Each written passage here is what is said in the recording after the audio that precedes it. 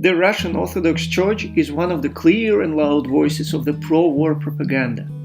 The Ukrainian clergy of the Russian Church blames the Patriarch for supporting the war up to the point of starting the process of separation from the Moscow Patriarchate. International sanctions were almost imposed on the Patriarch Kirill, if not for the personal protection of the Hungarian controversial Prime Minister Viktor Orban. Pope Francis tries to reason with his Russian Orthodox colleague, but to no avail.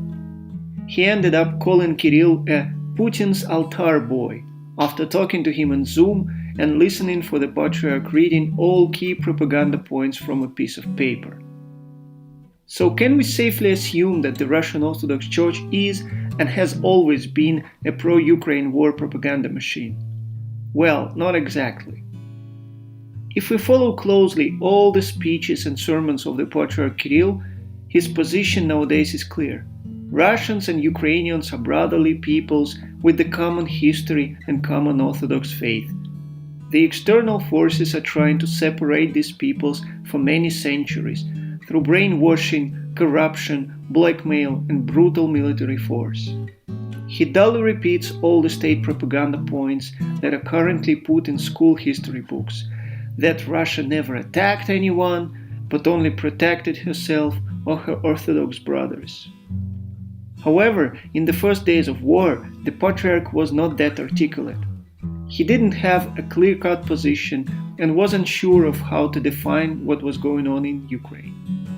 He was quick to express sympathy with suffering people in brotherly Ukraine, but could not state who exactly was to blame and what exactly was happening. The war started on the 24th of February, and only by the early to mid-March, the Patriarch, whether after consultation with the state leaders or by himself, formed the position that he strongly holds now. What can we make of this? This sort of initial confusion and indecisiveness is evidence that the real political power of the Russian Orthodox Church is limited. It has strong influence and authority in the spheres of family values, morality, and especially religious affairs. One may consider the Church a state department responsible for these issues. However, in certain areas, especially foreign policy, the Church's influence is insufficient, up to the point that the Patriarch can merely react to the ongoing events.